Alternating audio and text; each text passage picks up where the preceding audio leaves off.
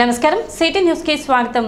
తెనాలి పట్టణం మేదర సంఘం ఆధ్వర్యంలో ప్రపంచ వెదురు దినోత్సవం ఘనంగా నిర్వహించారు। మార్కెట్ సెంటర్ గేటీ థియేటర్ వద్ద నివాసితులైన మెదరులు వెదురు వస్తువులైన బుట్టలు గంపలు విసినకరలు మొదలగు వస్తువులను వారి కుల గురువైన కేతేశ్వర స్వామి వద్ద ఉంచి భక్తి శ్రద్ధలతో పూజలు నిర్వహించారు। కార్యక్రమంలో సంఘ అధ్యక్షులు వరిగే నాగమోహన్, కార్యదర్శి కనికరం రాంబాబు, గౌరవ అధ్యక్షులు కోడే నాగేశ్వరరావు, కోడే పార్వతి, వీరస్తు రంగారావు, సిరిగిరి కృష్ణ మరియు కమిటీ సభ్యులు పాల్గొన్నారు।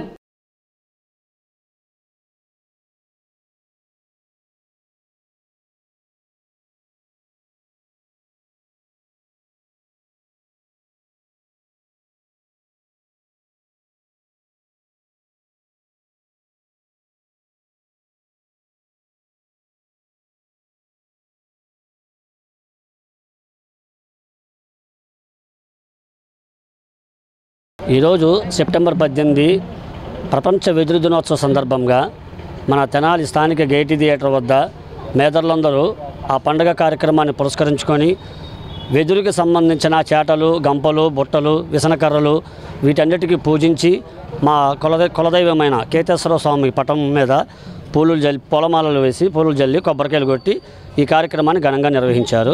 వెదురు దినోత్సవం శుభ సందర్భంగా ఇప్పుడు 3 సంవత్సరాల నుంచి చేసుకుంటున్నాం। వెదురు దినోత్సవం ప్రపంచ వెదురు దినోత్సవం 3 సంవత్సరాల నుంచి చేసుకుంటున్నాం। అట్లాగే 10 సంవత్సరం ఇట్లాగే చేసుకోవాలని మా సంఘాన్ని కోరుకుంటున్నాం। ఇట్లాగే వాడొద్దు, వెదురు వస్తువుల్ని కాపాడండి। ప్రపంచ వెదురు దినోత్సవం సందర్భంగా తెనాలి పట్టణం మేదర సంఘం ఆధ్వర్యంలో జరిగిన వెదురు దినోత్సవ కార్యక్రమాన్ని ఘనంగా నిర్వహించుకోవడం జరిగింది। ఈ రోజున ప్లాస్టిక్ వాడకం అనేది అనేకంగా పెరిగిపోయింది। గతంలో వెదురు వల్ల చాలా ఉపయోగాలు వచ్చాయి। గతంలో ఏది వాడాలన్నా వెదురు ద్వారానే వాడేవాళ్ళు। ఇప్పుడు ప్లాస్టిక్ రావడం వల్ల మేదర వృత్తి అనేది వెదురు ద్వారానే ఎక్కువ జరిగేది। దాని సందర్భంగా మళ్ళీ వెదురుని ప్రోత్సహించి ప్లాస్టిక్ని నిర్మూలించాలని కోరుతున్నాం। పట్టణ 1 టౌన్ పరిధిలో దొంగతనాలకు పాల్పడుతున్న పలువురు నిందితులను అరెస్ట్ చేసినట్లు 1 టౌన్ ఎస్ఐ కరీముల్లా తెలిపారు। పట్టణ చిన్నరావూరుకు చెందిన వెంకటవాసు రాత్రి సమయంలో బహిర్భూమికి రాగా అతనిని బెదిరించి 4 వ్యక్తులు అతని వద్ద ఉన్న చైన్లు, ఉంగరాలు తీసుకువెళ్లారని, అదేవిధంగా నాజర్పేటకు చెందిన శ్రీరామ్ అనే వ్యక్తి ఇంట్లోకి చొరబడి నగలు అపహరించుకు వెళ్లారని, ఇరువురు బాధితులు ఇచ్చిన ఫిర్యాదు మేరకు విచారణ చేపట్టి నిందితులను అరెస్ట్ చేసి వారి వద్ద నుండి దొంగిలించిన సొమ్మును స్వాధీనం చేసుకున్నట్లు ఎస్ఐ కరీముల్లా తెలిపారు। గౌరవనీయ మా గుంటూరు జిల్లా ఎస్పీ గారి ఆదేశాల మేరకు అలాగే తెనాలి డిఎస్పీ పర్యవేక్షణలో మా 1 టౌన్ సిఐ గారి గైడెన్స్ అనుసరించి రెండు తెనాలి 1 టౌన్ క్రైమ్లో ముద్దాయిల్ని అరెస్ట్ చేయడం జరిగింది। వాళ్ళ గురించి వివరాలు వివరించడానికి ఈరోజు ప్రెస్ మీట్ కండక్ట్ చేయడమైంది। 11/7/24లో నైటు 2ంటికి వెంకటవాసు అనే అతను చంద్రబాబుకు సంబంధించిన అతను బయట మల విసర్జన మూత్ర విసర్జన కానీ బయటకు వస్తే అతన్ని బెదిరించి 4 కలిసి అతని మెడలో ఉన్న 2 చైన్లు అలాగే 2 ఉంగరాలు బెదిరించి తీసుకెళ్లారు అనేది ఒక కంప్లైంట్। అలాగే కాంతి శ్రీరామ్ అనే అతను నాదర్పేటకు సంబంధించిన అతను రాత్రిపూట నిద్రపోతుంటే దొంగలు ఇంట్లోకి అక్రమంగా ప్రవేశించి బీరువాలో ఉన్న 2 కమ్మలు, బుట్ట కమ్మలు దొంగలించబడాయని ఒక రిపోర్టు। ఈ 2 రిపోర్టులు తెనాలి 1 టౌన్లో రిపోర్ట్ చేశాక క్రైమ్ నెంబర్ 193/200 క్రైమ్ నెంబర్ ప్రకారం వీటిని ఎఫ్ఐఆర్ రిజిస్టర్ చేసి దర్యాప్తు చేయడమైంది। దర్యాప్తుల్లో ఈరోజు రాబడిన సమాచారం మేరకు ముద్దాయిల క్రెడిబుల్ ఇన్ఫర్మేషన్ ఉండడంతో వాళ్ళని అరెస్ట్ చేయడానికి మీడియేటర్ని తీసుకుని వెళ్ళి వాళ్ళని వెంబడించి పట్టుకున్నాం। వారి దగ్గర నుంచి దొంగలించబడిన సొత్తు, ఒక చైను, ఒక నల్లపూస దండ, ఒక జత బుట్టకమ్మలు, 4 చిన్న ఉంగరాలు, ఒక పెద్ద ఉంగరం ముద్దాయిల దగ్గర నుంచి మీడియేటర్ సమక్షంలో సీజ్ చేసిపడి వాటిని వీడియో రికార్డ్ చేసుకుని కోర్టుకి హాజరుపరచడానికి ఈరోజు రిమాండ్ రిపోర్ట్ రెడీ చేసుకుంటున్నాం। తెనాలిలో జరిగిన దొంగతనాలు కాకుండా ఈ ముద్దాయిలు 12 కేసుల్లో ముద్దాయిగా ఉన్నాడు। పార్దోనే అతను దుగ్గిరాల్లో 1, కొల్లిపల్లిలో 2, తెనాలిలో రూరల్ స్టేషన్లో 1, తెనాలి 1 టౌన్లో 3, వేటపాలెంలో 4 కేసులు, అలాగే మా దగ్గర 2 కేసులు।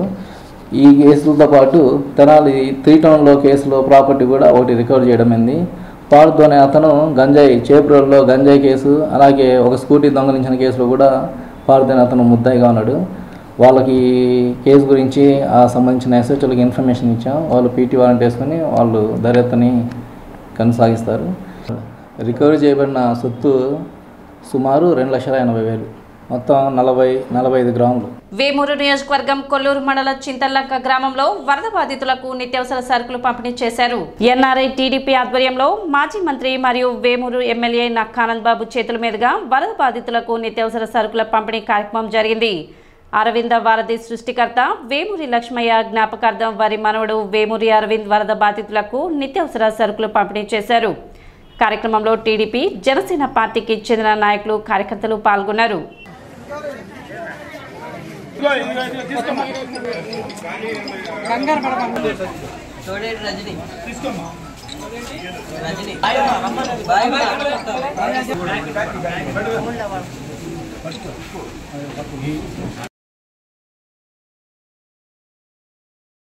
జువ్వలపాలెం గ్రామంలో వరద బాధితులకు డీబీఆర్సీ సంస్థ ద్వారా వేమూరు ఎమ్మెల్యే నక్కానంద్ బాబు చేతుల మీదుగా నిత్యావసర వస్తువులు పంపిణీ చేశారు.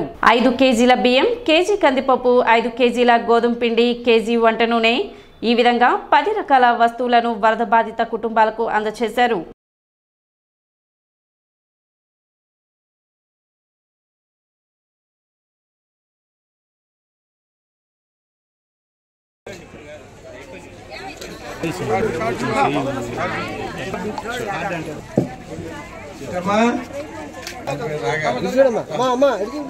సంభవించినటువంటి వరదల వల్ల ఈ ప్రాంతంలో కొల్లూరు, పట్టిప్రోలు మండలాలకు సంబంధించి పూర్తిగా నీట మునిగిపోయి గతంలో ఎప్పుడూ లేనటువంటి నష్టాన్ని చవిచూశాం.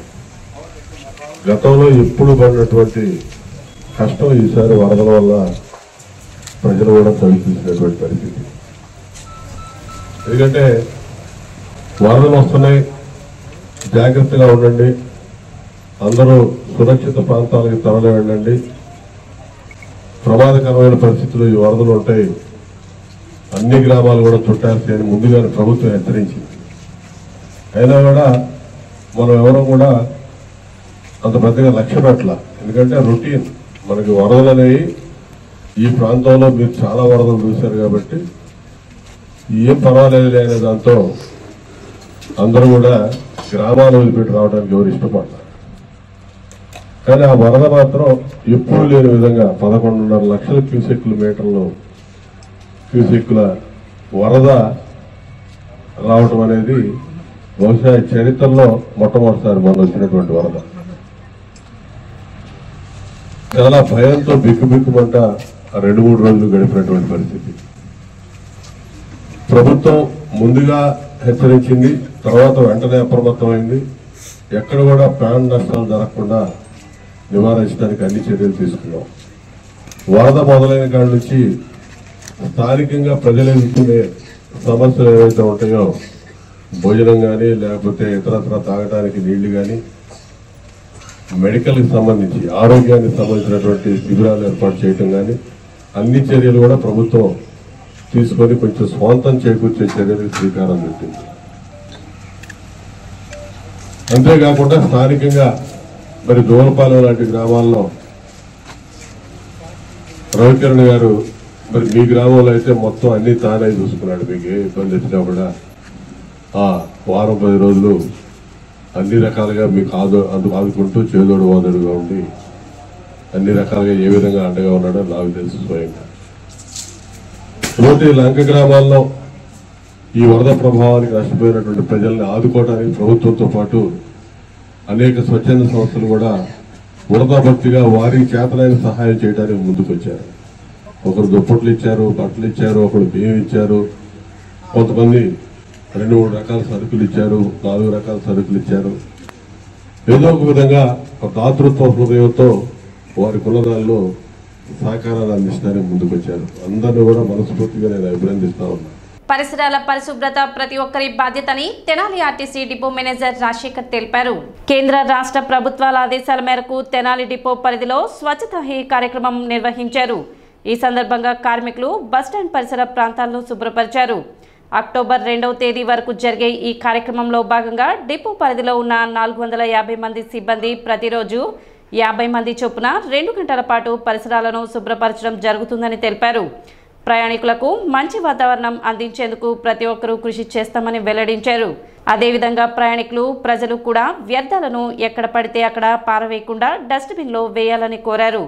కార్యక్రమంలో ఆర్టీసీ సిబ్బంది, కార్మికులు, ప్రయాణికులు పాల్గొన్నారు. మన ఏపీఎస్ఆర్టీసీ తెనాలి డిపోలో ఏదైతే కేంద్ర ప్రభుత్వం మరి రాష్ట్ర ప్రభుత్వాలు స్వచ్ఛత ప్రతిజ్ఞ ప్రకారం స్వభావ స్వచ్ఛత, సంస్కార స్వచ్ఛతలో భాగంగా ఈ నెల 17వ తారీఖు నుంచి 1వ తారీఖు దాకా మన చుట్టూ ప్రదేశాలని, మన ఆఫీసుల్ని, మన బస్ స్టేషన్ పరిసరాలని శుభ్రంగా చేసుకోవాలి. ప్రతి మనిషి, ప్రతి ఎంప్లాయీ వారానికి 2 గంటలు, సంవత్సరానికి 100 గంటలు పనిచేయాలనే ఒక ఉద్దేశంతో తెనాలి డిపోలో ఈరోజు దాదాపు ఒక 60-70 మంది కార్మికులందరూ, ఎంప్లాయీస్ అందరూ డిపో మేనేజర్తో సహా ఈ చేయటం జరుగుతుంది. దీనిలో భాగంగా ఈ రోజుకి ఫస్ట్ రోజు కాబట్టి గ్యారేజ్ ముందు భాగంలో ముందు ప్రహరీ పక్కన 2 విభాగాలు లెఫ్ట్ రైట్ సైడ్లో మొత్తం క్లీన్ చేయడం జరుగుతూ ఉంది. అదేవిధంగా రోజుకి బస్ స్టాండ్లో ఎక్కడ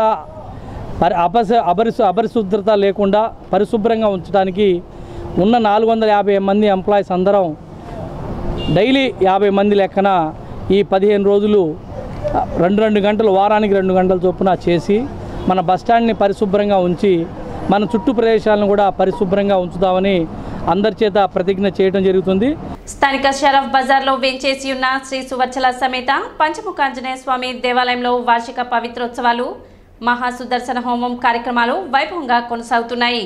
ఈ సందర్భంగా ఆలయ అర్చకులు మాట్లాడుతూ ఎంతో ప్రాచుర్యం పొందిన శ్రీ పంచముఖాంజనేయ స్వామి ఆలయంలో 3 రోజుల పాటు పవిత్రోత్సవాలు, మహాసుదర్శన హోమం జరుగుతాయని పేర్కొన్నారు.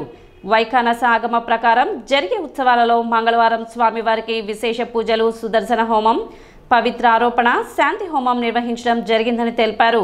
18వ తేదీ బుధవారం పవిత్ర విసర్జన, పూర్ణాహుతి, తిరుప్పావడ సేవ పూజ జరుగుతాయని వివరించారు. ఎంతో వైభవంగా జరిగే కార్యక్రమాల్లో భక్తులు పాల్గొని స్వామి కృపకు పాత్రలు కాగలరని పేర్కొన్నారు. ఉత్సవాల సందర్భంగా ఆలయాన్ని ప్రత్యేక అలంకరణతో శోభాయమానంగా తీర్చిదిద్దారు. శ్రీ పంచముఖాంజనేయ స్వామి సంకీర్తన బృందం సభ్యులు హనుమాన్ చాలీసా పారాయణం గావించారు. కార్యక్రమంలో ఆలయ వ్యవస్థాపక కుటుంబ సభ్యులు ఎస్బి శివ, నిఖిల్ శాండిలియా, ఈవో అవుతు శ్రీనివాసరెడ్డి, ఆలయ వంశపారపర్య అర్చకులు రొంపిచర్ల శ్రీనివాసమూర్తి, కిరణ్ కుమార్, సురేష్, శ్రీ పంచముఖాంజనేయ స్వామి సంకీర్తన సేవా సమితి సభ్యులు గుడివాడ బాలకృష్ణ, మూర్తి వెంకటేశ్వరరావు, జంధ్యం రామారావు, మడుపల్లి చంద్రశేఖర్, రమణ కుమార్ తదితరులు పాల్గొన్నారు. తెనాలిలోని శ్రీ సూత్రాసన పంచముఖాంజనేయ స్వామి ఆలయంలో ఈ నిన్న నుంచి ప్రారంభమైనటువంటి వార్షిక పవిత్రోత్సవాలు, మహాసుదర్శన హోమం అంత్యంగా వైభవంగా జరుగుతున్నాయి. ఉత్సవాల భాగంగా 2వ రోజున ఈ రోజున స్వామివారికి విశేష పూజలు, సుదర్శన స్వామివారికి పంచామృత సమర్పణ కార్యక్రమం, మహాసుదర్శన హోమము, పవిత్రాలు సమర్పణ కార్యక్రమం నిర్వహించడం జరిగింది. రేపు ఉదయం పవిత్ర విసర్జన, పూర్ణాహుతి కార్యక్రమం, తిరుప్పావడ సేవా కార్యక్రమం నిర్వహించడం జరుగుతుంది. భక్తులు 50 మంది విశేషంగా విచ్చేసి స్వామి ఆశీస్సులు పొందాలని కోరుతున్నాం. సిటీ న్యూస్ ఇంతటితో సమాప్తం. నమస్కారం.